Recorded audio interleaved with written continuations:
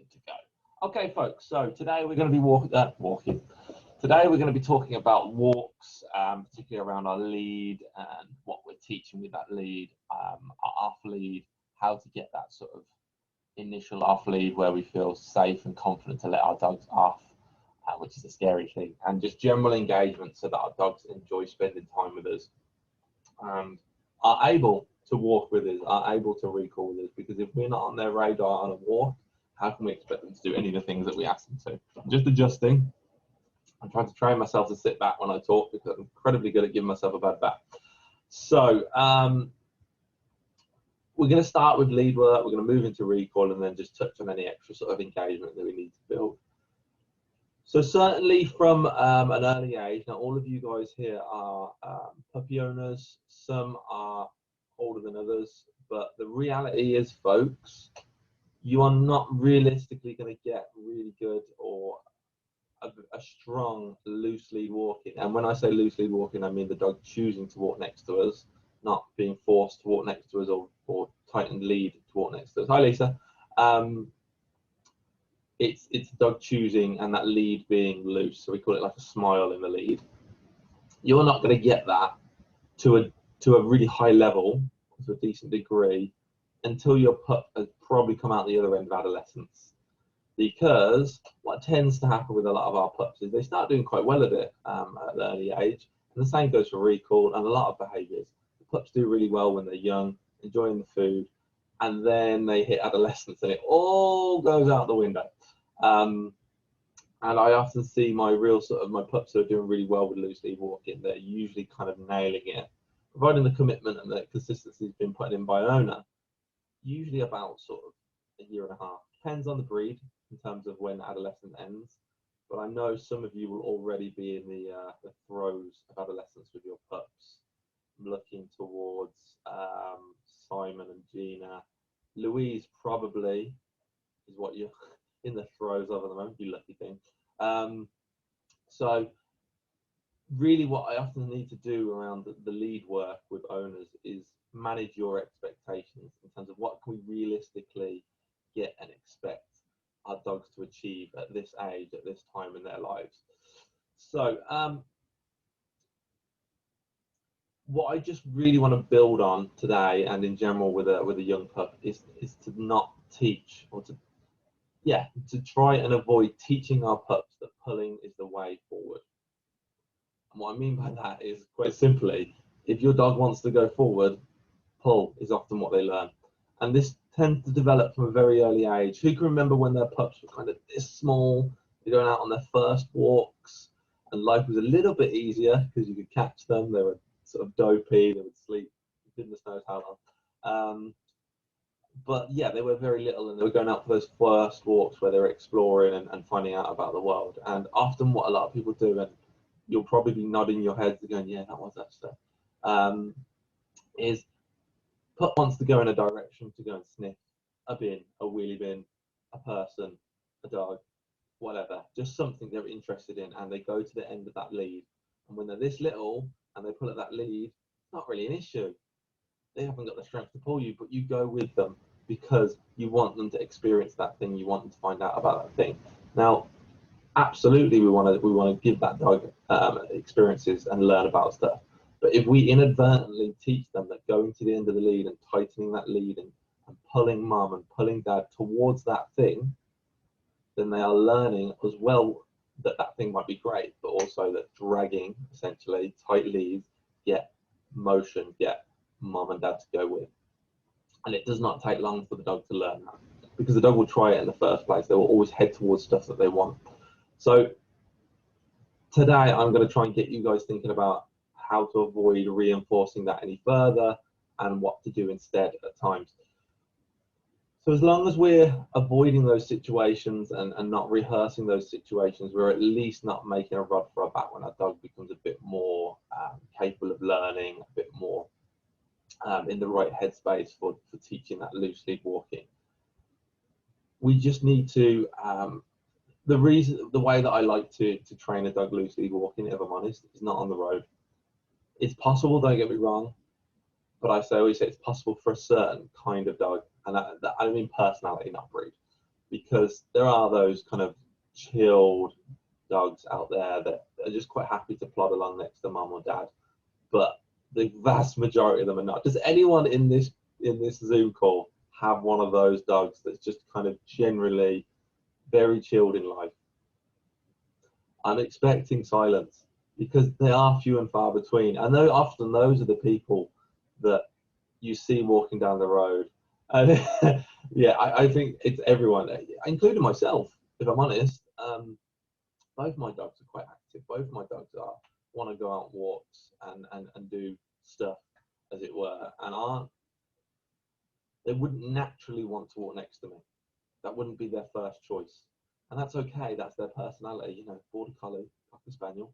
But there are those rare ones out there that you see that are just plodding along with their owner, taking life very slowly. And those people make you feel awful, don't they? Let's be honest. You see them and you go, what? How? Why? Ignore them, because they're a rare breed of dog, a rare species, and they don't represent the dog population. They're an anomaly, shall we say. Dogs have 4 legs, humans have 2. Dogs have energy, humans have jobs. Statistically, scientifically, mathematically, the dog is going to want to go everywhere quicker than the human. So don't be surprised that your dog does want to pull naturally, because they do want to get everywhere fast, and they do want to do everything at their own pace. So we just want to teach. Excuse me, I'm going to sneeze. No, I might do in a minute. It usually creeps up on me. So we want to teach our dogs that pulling doesn't necessarily work as much as possible. I realise that sometimes it's not as easy as that, but the more we're able to be consistent with it, the better the chance the dog is learning. And we want to teach them that loose lead is good. Now, again, just going back to what that loose lead is, a lot of people I see that kind of teach the dog to walk next to them, teach heel work. Really, all they're doing is tightening the lead to a point where the dog can only walk next to you. Physically, they have nowhere else to walk because they're on such a short lead. And it's also not about pulling them in, dragging them back into that space, or tugging them in, or punishing them for leaving your side. Because again, the dog's not choosing to be next to you at that point. So we want to teach the dog that, or the puppy I should say, that being next to you, spending time with you is a great, great thing. And you might choose to have that in a specific area, on my left side, on my right side.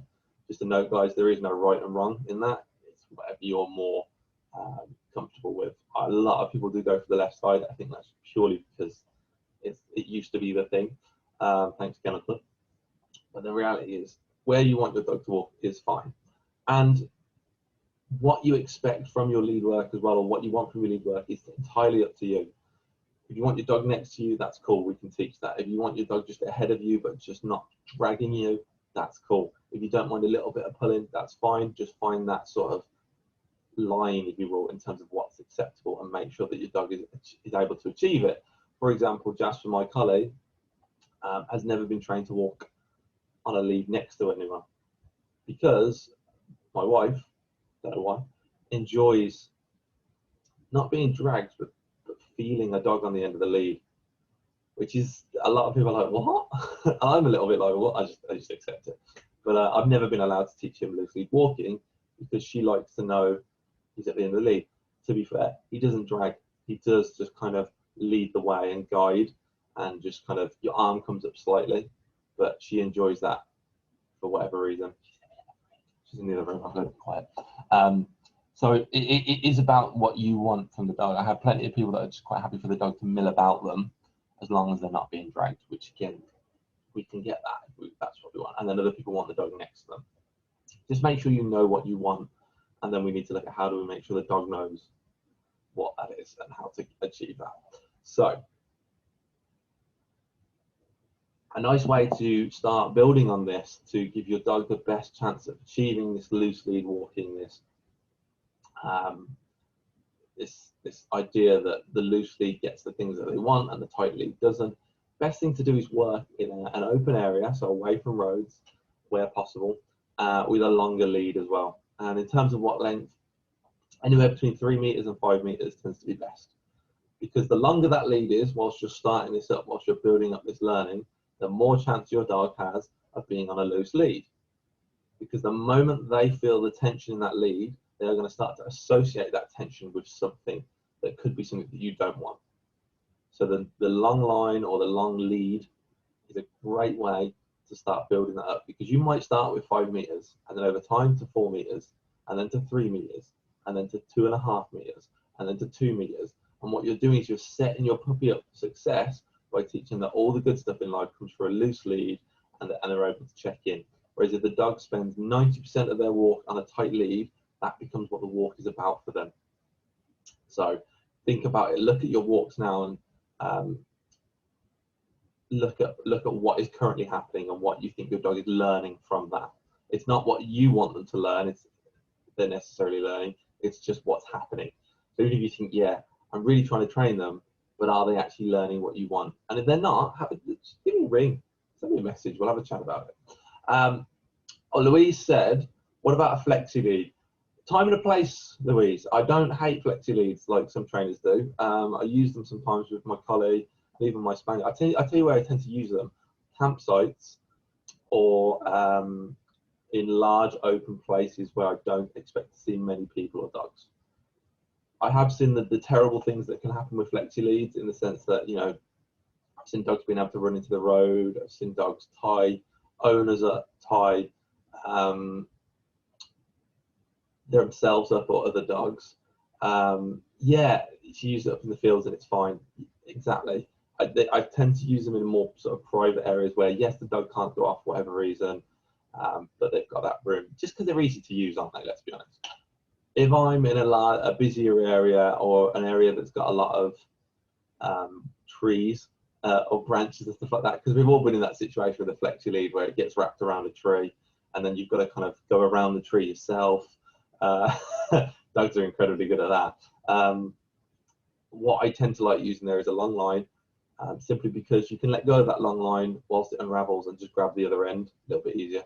But also, I like my long lines for teaching that it is loose, because the flexi lead is always technically tight on the dog, and you'd be surprised they're very much aware of what's going on that buckle on the back of their neck, or on the back of the harness. They can feel every little bit of tension in it. So again, I would ask, what's the dog learning from it? What are we looking to achieve?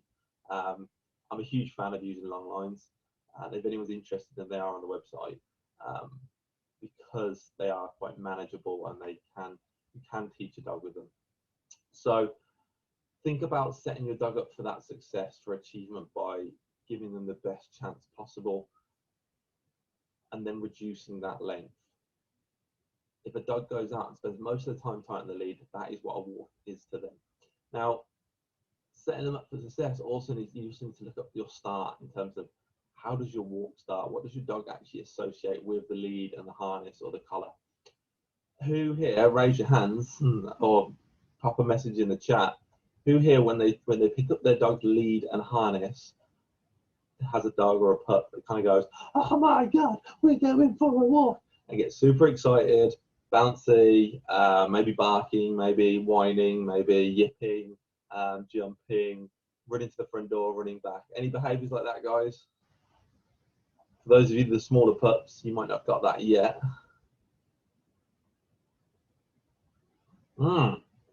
Wilson runs away. Is that from the harness, Louise?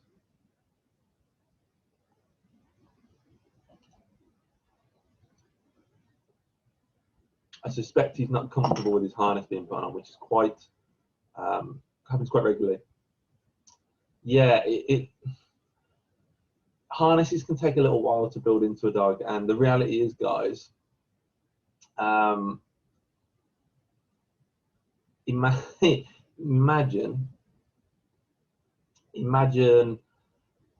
we have never worn clothes before, and we've been naked all our lives, and then someone comes along and starts sticking a jumper on us without telling us what's going on.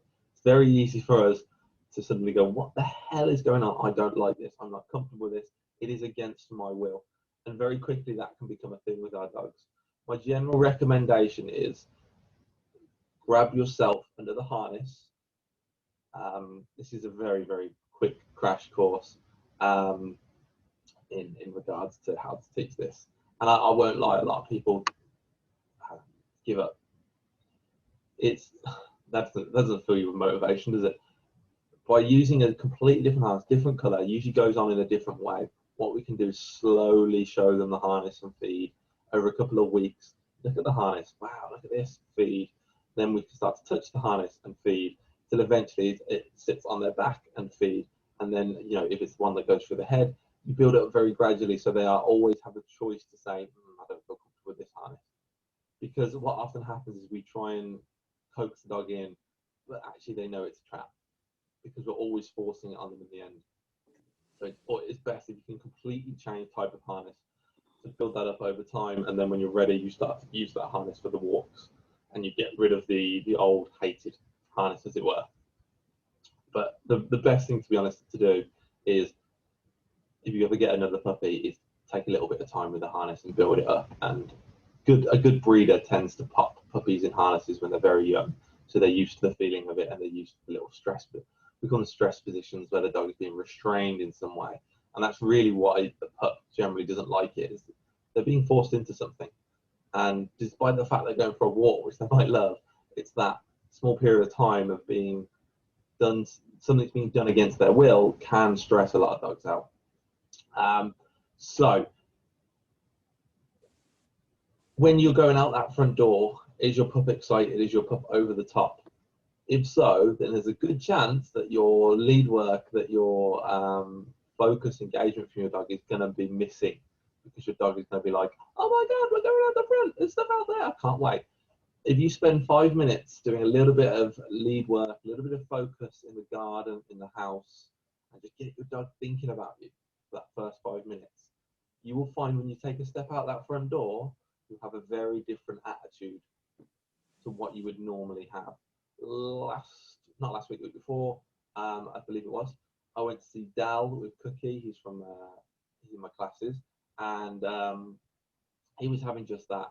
Cookie was just, you know, obsessed with seeing people and meeting people out on his walks out the front of the house.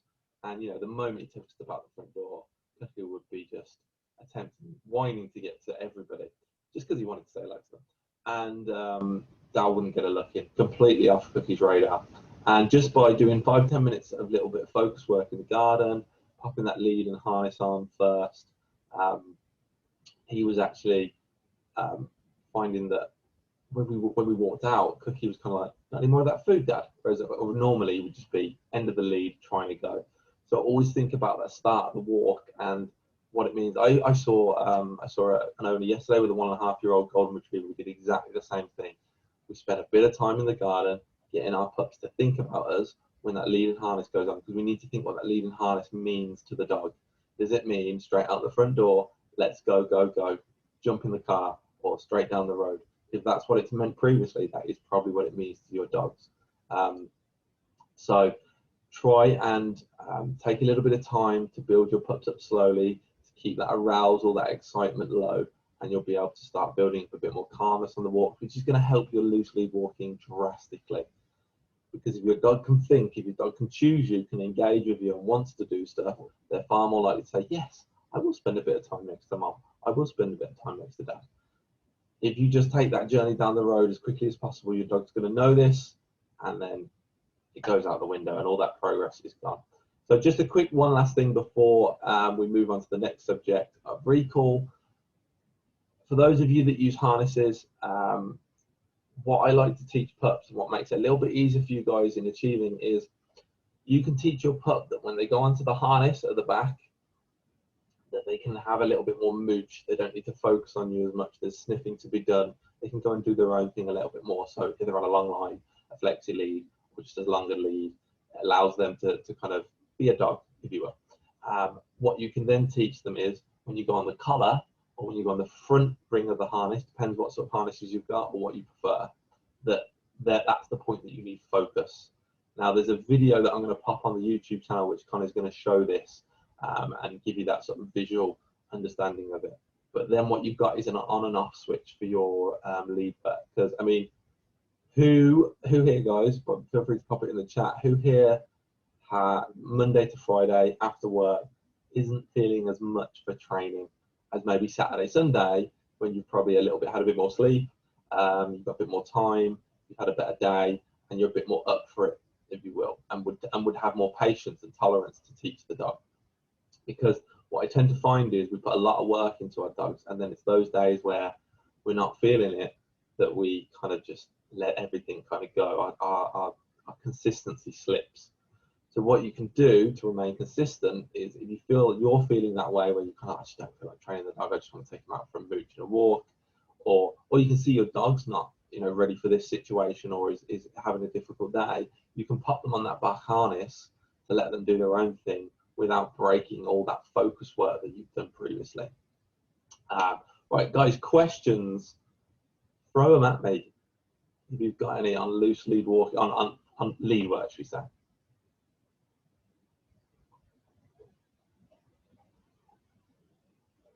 I'll give you a couple of minutes just to type them out.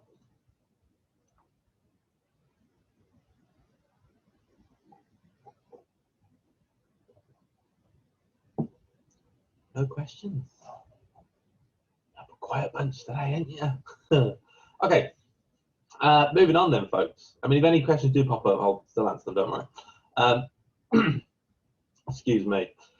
So, moving on then, folks, to our off-lead work, and that doesn't just mean recall. That just, I also want to talk about getting to the point where you feel confident to let your dogs off-lead, where to do that, how to do that, and you know, building that confidence basically in your pup, because it does take a lot of confidence. Who folks has let their pups off lead so far, just out of interest? Louise, I know your husband has. I'm just curious to see if you have taken the plunge yet with Wills. Ooh, okay, sorry, Simon, lovely question that actually. Just to go back to the lead work, how do we progress from loose lead in the garden to taking him on roads? When will he know he's ready? Sorry,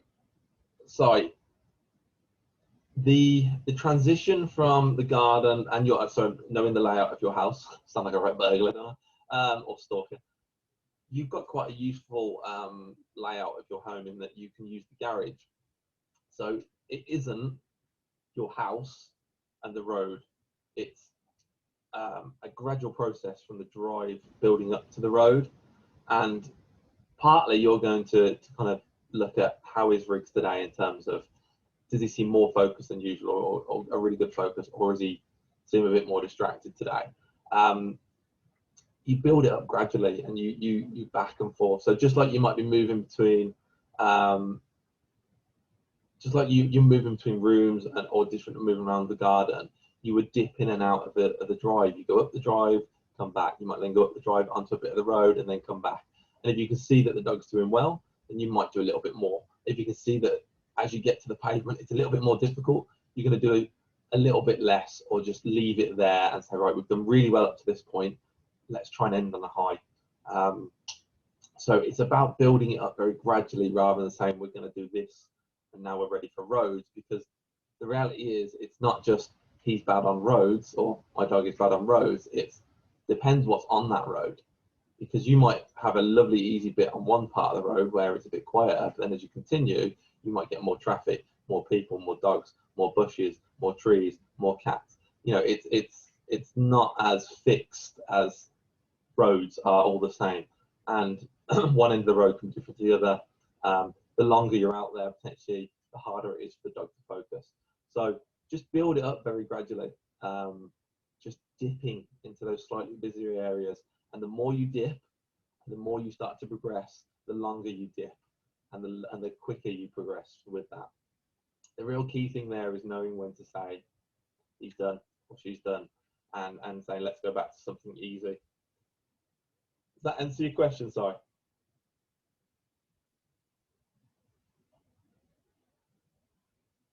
Cool. Oh, we got a thumbs up.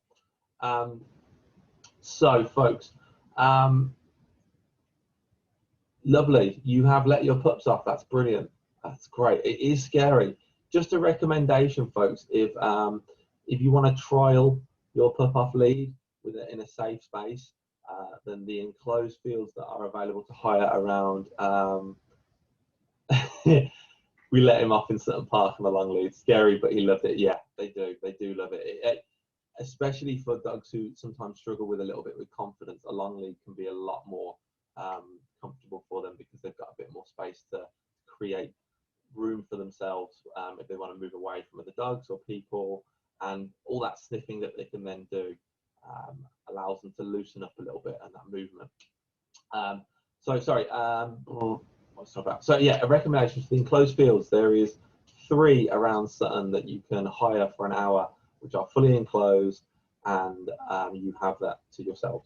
So what it allows you to do is kind of take them for a walk where you're not going to see anyone, and you're not going to have to worry about them legging it or worry about other dog owners running over and stuff like that.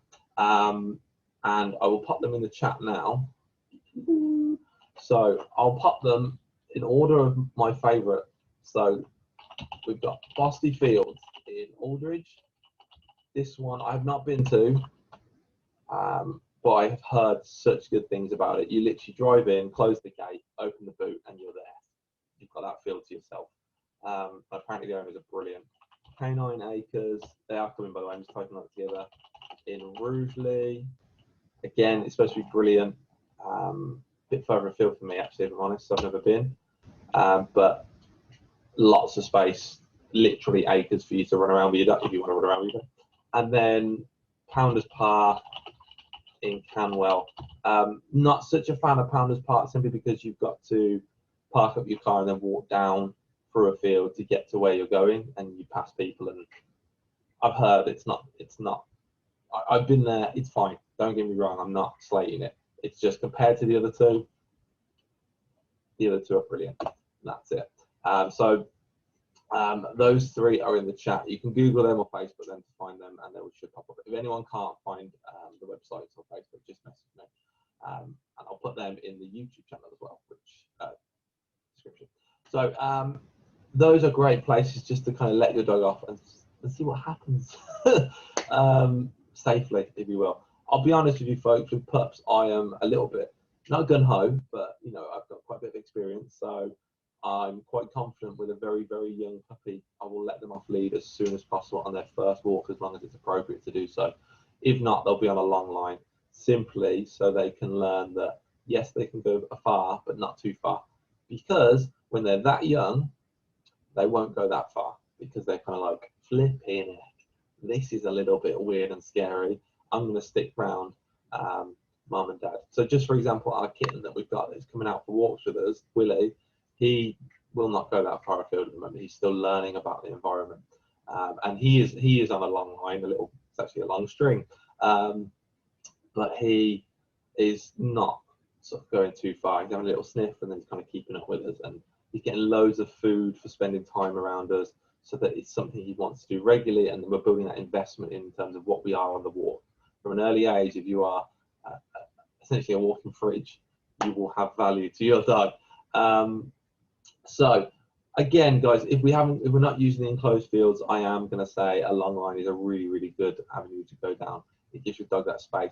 I tend not to go any longer than 5 meters with a long line. To be honest, on my website, I only sell the 5 meter ones. I can order longer ones, and some people do take me up on that, but the 5 meters is plenty for most dogs to go out and have a sniff. Sorry, Simon, I'm going to read that message in a sec. It really distracted me there.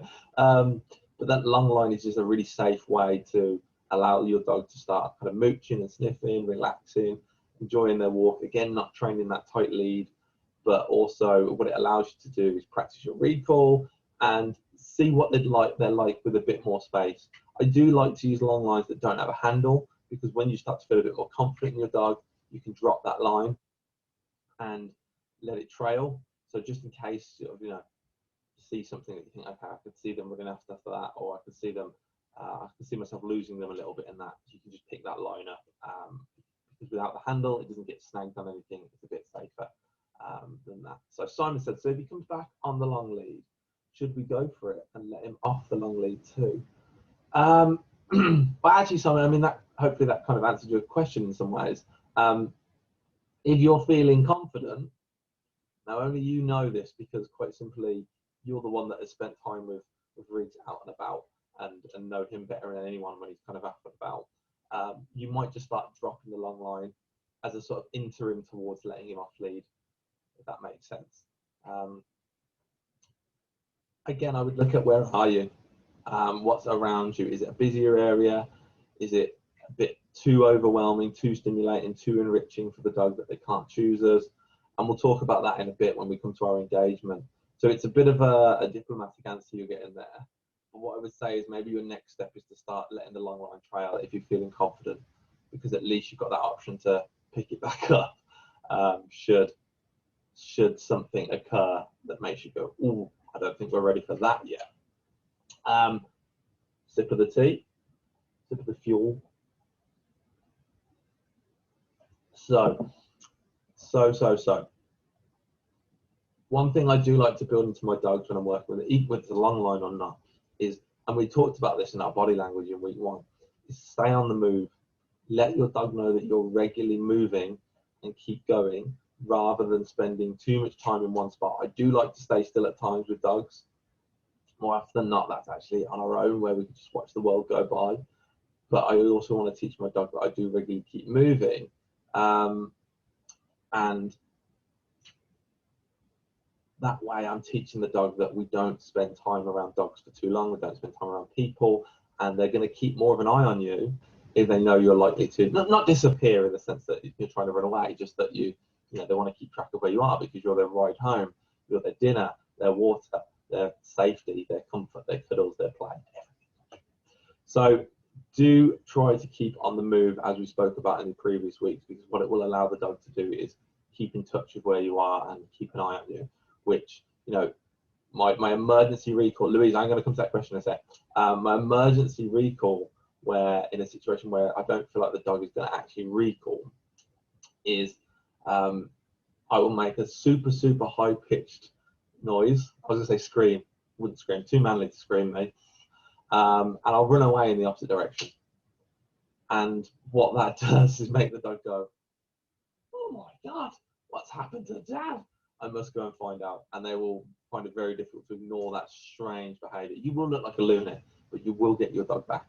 And I've done that several times with a lot of dogs, where people have dropped leads, where dogs I've seen dogs that have broken leads, or harnesses snapped and stuff like that. And I've used it even near roads where it's unfortunately happened with other people's dogs, and I've caught their dogs for them. So I sound like a right superhero, don't I? So yeah, that's the emergency recall, and you'll understand why you might want to use that instead of your recall in a minute when I talk through the piggyback. So Louise said, if you call the dog and it takes 2 to 3 calls to get him back, should you leave him off lead or put him back on and start again?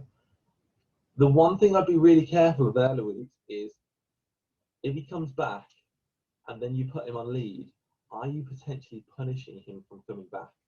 Because obviously, I imagine Wilson loves being off lead. He's a dog, of course he does. And it could be that, you know, letting him go off lead, putting him back on lead says to him, I ran back to her when she asked me to, and then she's put me on lead, and now I can't do the things that I was enjoying doing. And we'll talk about that in a minute, in a bit further detail. So what I would look at, Louise, is more asking yourself, are you popping the recall at the wrong time? And what I mean by that is, a lot of the time our dogs don't respond to a recall straight away, in the same way that when you're reading a book or an article on your phone and someone says, can you come over here? You'll finish the page, or you'll finish the sentence or the paragraph, and then you'll close it. If a dog's sniffing, if our dog's involved in something, they're not likely to come to us straight away, because they might want to finish it, or they might not be ready or have the skills to disengage from it just yet. So I would more look at, if you wait a little bit longer, wait for him to finish that sniff and wait for the head to come up as in say, what shall I do next? Then I'll be more likely to go for the recall then, because you know you've got a better chance of him coming the first time. There's a lot of timing involved with it. Does that answer your question, Louise? In terms of, would you put, if you found yourself in a situation where you thought my recall isn't going to work much here, I would try to proactively put the dog on lead, knowing that it's going to be an issue, because For example, I know if I get near ducks and pigeons with Opie, my spaniel, I'm more likely to put him on a long line because I know this is where the recall struggles its most. I know Jasper, my collie, is going to struggle the most around football, people playing football, and if somebody else is throwing a tennis ball for their dog. That's who we're actually in the worst place for him is if he's around people and there's sticks, because he will pick up a stick and take it to them and they will throw it for him. And that's where I've had to use a tennis ball as a recall there for him. Otherwise, nothing trumps throwing sticks at strangers for him. He's a menace in Sutton Park. So, yeah, again, the situation decides whether you, if your recall's slipping, take a step back and listen to what I'm about to say next, which hopefully you do. Yeah, so sometimes you say find it instead of here, and it comes back. What you'll probably find is, I mean, answer. Pop them in the chats, guys. A lot of people will do a recall, and then when the dog comes in, they'll ask for a sit. Now, if your dog's just performed an amazing recall, and feel free to come in the chat and you think, oh yeah, I actually do that. The dog doesn't necessarily want to come back as much then because they've already came back and they're like, that was difficult for me to come back. Can't wait to get my treat. And then we just go, and just one more thing, can you just do a sit for me? It can be asking a little bit too much of the dog, and it's something that they don't necessarily want to do. So it can be a little bit punishing for the dog. And everyone seems to default to tell their dog to sit. That's just like society in a whole with the dogs. So why you'll probably find it works, and when we say a find it, guys, it's purely just food on the floor, search for it, is there's no requirements for the dog to find it. They enjoy sniffing and they enjoy searching for stuff. So when you say find it, it's the equivalent of another dog going to sniff something, the dog's seeing it, the other dog sniffing, going, I want to get involved in that. So yeah, I find it sometimes is a better recall simply because of what's associated with that behavior. So if you can, take the sits out of your recall, take the requirements to the bare minimum out of your recall so the dog just knows that there's food at your feet, because you'll probably get a much stronger recall then. So I'm going to talk to you guys about the recall piggy bank now. And this is really useful to understand and to work with on your recall, guys, whether you're long lines, whether you're off lead, whether you're just around the house to some extent. So if there's any questions, by the way, just pop them in the chat. So we have something called the recall piggy bank, and the recall piggy bank works like this. Every time you recall your dog and they run back to you and you give them a piece of food and they go, oh, thanks, that was brilliant. And you go, oh my God, that was amazing. I just recalled my dog. You're putting £1 into that piggy bank, which isn't a vast amount of money, let's be honest. And if you do, let's, for example, say 10 or 15 recalls within a walk, yeah, you might have about 10, 15 quid in that piggy bank. And over a week, you might have built up like 100, 200 pounds. That's great. However, here's the kick in the nuts for you guys. If you unsuccessfully recall your dog, i.e. call them and you get nothing, and they choose to ignore you, you immediately take, in one go, 100 to 200 pounds out of that piggy bank. In one go, you've just broken up a week's work of recall, which is quite a kick in the nuts. And it gets worse. It's all doom and gloom this morning. If you recall your dog and they run back, you give them a treat, and then, for example, you pop them on lead or you restrain them and bring them away from something that we're enjoying. So just going back to what you asked, Louise, in relevance to that, if you bring them away from something that they're enjoying, whether that's playing with the dog, whether that was having a really good sort of following a scent trail, chasing a squirrel, a pigeon, playing with a person, anything, if you bring them away and take them away from something that they're really enjoying and they don't come away willingly, then you're taking loads of money out of that account again. So we're talking 100 to 200 pounds. So it's incredibly easy to put yourself in debt with your dog and to really poison your recall. And that is why it's so important that we know when to use our recall and when to actually say this is not the right time, because I'm pretty confident it's not going to work. And a lot of people do this when they're kind of, you know, goodness knows I've seen people in the park saying here, like 10 times, and the dog's just like, nope. So it's really important in situations, if you think that your recall just isn't going to work in this situation, don't break your recall, because it's not going to work anyway. And it's going to do damage to your future and your progress. You're better to use the emergency recall or refine it, or just start walking the opposite direction, because they're going to be far more effective in this situation to begin with than destroying all the hard work that you've been putting into that recall. So the doom and gloom is there, don't get me wrong, but don't worry, there is a saving grace for you guys. There is a way to start putting hundreds back into that account to really build that up. And the way to do that is to look for those situations where your dog is doing something they really enjoy, playing with other dogs, saying hello to people, sniffing stuff, doing something you know they enjoy. And this is what you do. During that moment that they're enjoying that, wait for a little bit of moment of calm, a little bit of moment of you feel like their brain is working. And within that, you're going to then go for your recall, and make sure that you're nearby, make sure that you're close, make sure the recall is an easy recall. They're going to run back to you, we hope. You're going to feed them, and then you're going to say, okay, off you go. Go back to doing what you're doing, dog. Go back to enjoying, because you are going to be the one that then provides that reward of going to do that sniff, going to play with that other dog.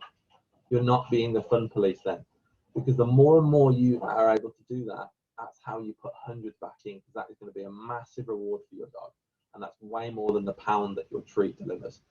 So look for those opportunities on your walk to call your dog back, and then let them continue. And we say okay, or we give them that release word and that gesture to go back to what they're doing, so the dog feels like that we're the ones giving it to them as much as possible, rather than them just taking it anyway. The more and more you do that and look for those opportunities, the more you avoid using your recall at the wrong times, the more you're going to build into that account, meaning you're going to be sitting on thousands, so that in those moments where you do have to be the fun police, and unfortunately you have to pop your dog on a lead and say, sorry mate, you can't go and do that, what you're going to do is you're going to take a couple of £100 out of your account, but that's an account that's already flush with cash. So it's not going to damage your recall, because you're going to continue to look for those opportunities. Recall never finishes. You're always keeping it topped up. You're always maintaining it and looking for opportunities. And don't think of that as like a tiresome thing, because when you become comfortable with it, it's easy. Just like driving a car. Everything you first train with your dog feels weird, feels different. But if you can drive a car, you can train a dog. If you can't drive a car, you can probably still train a dog, because you're human. So is there any questions on the recall piggy bank, guys? Or recalling general and upload stuff? Cool. I'll wait for them to come through. Anyway, again, so just talking about with our off-lead type stuff and our body language, I often use for my dogs quite an informal recall. And what I mean by an informal recall is a recall particularly for my spaniel means I need you in front of me. Usually means I'm going to pop him on lead, or I need to do something with him very nice and close by. If I don't need him with me close, if I just want to let him know we're on the move or changing direction, then I'll use a this way. And that is just information for him that I am going in a direction. And as I said before, our dogs don't want to lose us. They don't want to lose their ride home. And they do absolutely love us to bits, even if it doesn't feel like us. I like it when we're on a walk. But they don't want to lose us. So sometimes it's easier, just like the find it, it's a lot less pressure on the dog, a lot less requirement, if we just say this way and then start walking in another direction. And you can train that so easily. Or you don't want to use this way if it means something else to your dog, come on then. In fact, I've got come on then this way and buy 3 of the same things to my dogs, which just mean I'm going. And I will use them way more than my recall, simply because I don't need them. I don't need them next to me. I just want them to know that I'm on the move, and I want them to come sort of eventually. So there's no sort of there's no time limit on that recall, as it were. It's just, come on guys, we're going this way. So it's a bit easier on the dog as well, and a bit easier on your recall. And it kind of pays into that idea that we keep moving. So, excuse me, I just need to cough. Excuse me, my throat is struggling this morning, just because it's an hour earlier. So just moving on to our final little subject, guys, and that is engagement. Now, a lot of the time that I get contacted about recall, about lead work, about anything that a person might be struggling with their dog, we always want to make sure that our dog understands what a recall is, and our owner is taught that recall. But the other really, really important part is that we have engagement from our dog. And what I mean by engagement is our dog wanting to do stuff with us, our dog wanting more food from us, wanting engagement from us. Engagement comes both ways. So if our dog isn't thinking about us on our walks, if our dog isn't interested in us on our walks, then our recall is going to suffer, our lead work is going to suffer. It doesn't matter if you've taught them a wonderful recall, or you've taught them lovely to walk next to you. If in certain environments you don't have that engagement, they're not going to be able to do that because you're not entering into their thought process. They're too occupied by situations. So this is where we talk about setting our dogs up for success.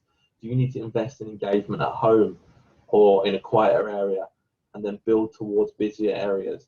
Are we putting our dogs in environments where they can't succeed at times? And that's a really important fact. And the way to kind of gauge and test whether you've got some engagement from your dog is if you start doing a little bit of training with them. It might just be give them a couple of treats. If they have a treat or a couple of treats and then they look and say, can I have another one? Then you're starting to get engagement. If they have a treat or even don't take food and just go off and do their own thing, you're probably in the wrong place for your where you are in your training and where you are in building that engagement. My favorite phrase at the moment is your dog will start looking at you when you're worth looking at. And that's as simple as it is. We're the ones that need to make ourselves worthy of that look. And if we're not putting investment in those easy areas, we're not going to have a hoping chance in those busy areas. Yes, to build on that engagement, we need to look at the value of our treats, making sure we're using high value food, lots of meat in it, lots of flavor in it, something that individual really likes. And also look at how we interact with our dogs on walks. If we're not spending much time talking, engaging with our dogs, they're probably not going to spend much time talking and engaging with us. So look at what you're doing with your dogs. The more and more you invest into your relationship, the more and more you spend time with your dogs, the little bits of them looking at you, spending training with you, the much better chance you've got of them choosing to do that in busier areas. And that's why we always talk about training for situations rather than in them. It's the equivalent of you take a soldier or someone that wants to be a soldier. Do you just give them a gun and send them to battle? You might do if you are the Soviets in World War II, but that didn't go so well. However, what we do now is somebody says, I want to be a soldier. You say, brilliant. What I'm going to do is train you for a year, or I have absolutely no idea how long soldiers are trained for, but I think it's quite a long time. I'm going to train you and drill you and teach you everything that you need to be the best soldier that you can be for quite a lengthy period of time in a safe environment. And you to the point where everything that you need to know is muscle memory, is mechanical, is impulsive, is lodged deep in your brain, so that when you're getting shot at, when you're under pressure, when the adrenaline's going, the blood is pumping, the fear is there, the excitement to some extent is there. When all of this stuff is going on around you, you're not thinking, how do I load a gun again? Where's the part that fires it? You know, we don't want those things to be a doubt or a question. They are fully ingrained in that soldier's brain so that they can do the job that they're supposed to do effectively and hopefully survive. And it's not that much different to the dog. Obviously, no one's firing at you and your dog. Might feel like it sometimes. But your dog is being thrown loads of stimulation when they're outside, whether that's exciting stuff, scary stuff, inquisitive about stuff. There's information everywhere, and the environment keeps offering them different things. Now, if you are trying to train recall, loose lead walking, or anything for that matter, and it's not been taught in the barracks, as it were, at home, in those safe places to a decent level, what chance has your dog got of getting it right and learning and taking on in the way that you want? So this is why it's so important to find safe spaces to train in, so that you physically or mechanically good at it and understand it, and your dog is as well. So I'm hoping that's kind of giving you a few light bulb moments with that, because it's really, really important when it comes to that engagement and setting our dogs up for success. It's practice. And I don't mean hours of practice at home. I do mean 10 or 15 minutes a day, if possible, or every other day, if possible, will have a vast difference to what you can achieve outside of your house.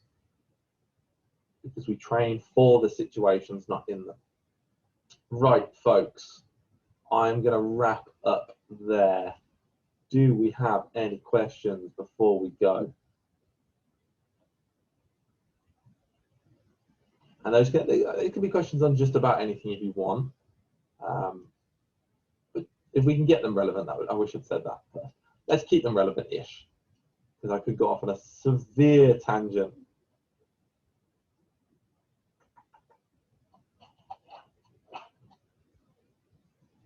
Cool, no more questions. That's fine. I will wait one more minute. I'll just do some filling. If anyone's interested in the long lines, guys, I wish I had one to hand to show you. 5 meters. I use rubberized long lines, and what that is basically is the stitching is rubberized, and you can grip and pick them up in any way that you want. So they are £20, various colours. I've got loads more turning up next week actually, and they are my favourite long lines to work with, and they've got no handle on the website if anyone's interested in for delivery and stuff like that. Other than that, guys, thanks for the recommendation, Louise. Yeah, a lot of people really like them. They are. I'm not going to lie. You can go to the shop and buy a long line for a £5, but you're talking serious rope burns, and they're not always the highest quality. I've had those before, so I sell the ones that I use personally. So Lisa, no Zoom next week now, because we're going to be back to classes. I'm not sure what class you're in off the top of my head. If you're if you were booked in for Saturday classes, I will be sending out the times and dates for all classes this week. So if you're a Friday, Saturday person, we'll be back on the it is the 4th and 5th. If you're a Tuesday night person, we'll be on the 8th. Just a quick reminder, Louise, I'm not sure yet. I've got put me on the spot there. I've got to remind myself of what session you're on, what class, what number class you're on in your course, because obviously everyone's returning to classes. So for those of you that are returning to classes, you'll be at your normal times. For those of you that didn't get to start in November, there will be a new time, possibly later in the day on the Saturday. Again, any problems, let me know. That's all right, Louise, don't worry. Again, any problems, let me know, guys, and I'll get them out to you this week. I just need to have a sit down and make sure I know what those times are before I kind of commit to anything. If there's no other questions, guys, I shall see you soon, and see you in the flesh soon. I'm excited to get back to classes, and have a lovely weekend.